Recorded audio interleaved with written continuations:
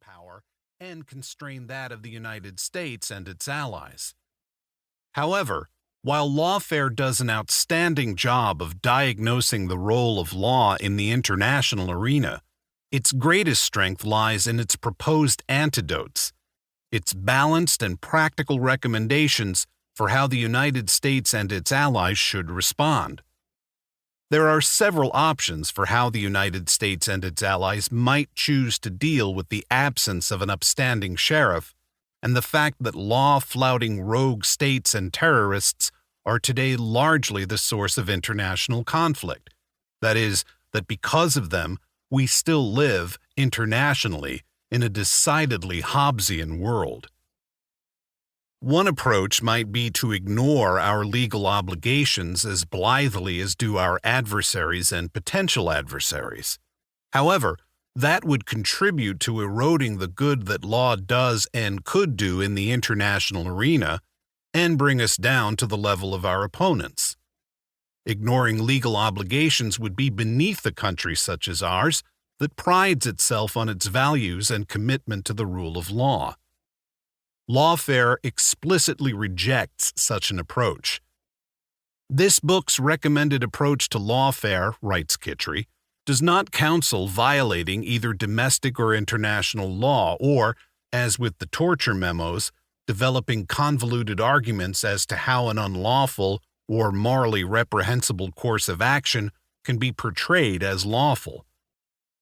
A second approach is reflected in the reasoning of some in the United States and elsewhere who ignore the evidence that we live in a Hobbesian rather than a Lockean world, and who insist that the United States must behave as if the Taliban, Hamas, and China are all genteel members of a collegial social contract. Those who take the second approach focus on holding the United States and its allies to standards that go far beyond the requirements of international law, while ignoring clear-cut violations by our opponents.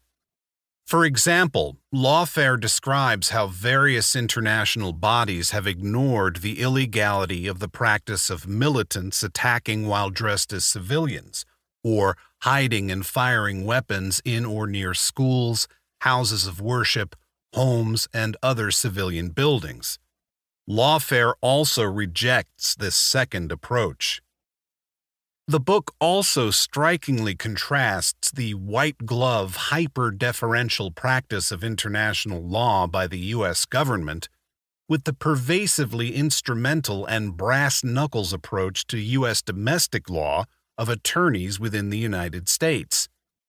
As an illustration of the latter, the book quotes Professor Robert W. Gordon's description of the advocacy ideal taught in U.S. law schools as providing that while attorneys should not tell outright lies to judges or fabricate evidence, they may, and if it will serve their client's interest, must, exploit any gap, ambiguity, technicality, or loophole, any not obviously and totally implausible interpretation of the law or facts, even if the result is a failure to enforce the substantive law against its violators. Lawfare notes that it is surely a peculiarity of U.S. jurisprudence and its practicing attorneys that they, by and large, wield law more aggressively against each other than they do against the U.S.'s foreign adversaries. A third approach for how the United States and its allies might choose to deal with the absence of an upstanding sheriff in a Hobbesian world is that advocated by Kittrie in Lawfare.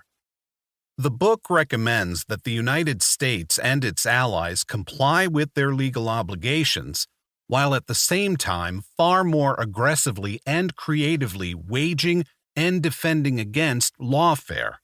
In other words, deploying law as a weapon against our adversaries and countering their efforts to use it as a weapon against us. Kittrie makes a compelling case for the benefits of this third approach. His book provides numerous remarkable examples of how U.S. private sector attorneys and occasionally U.S. government lawyers have already impactfully waged lawfare against U.S. adversaries. In light of the significant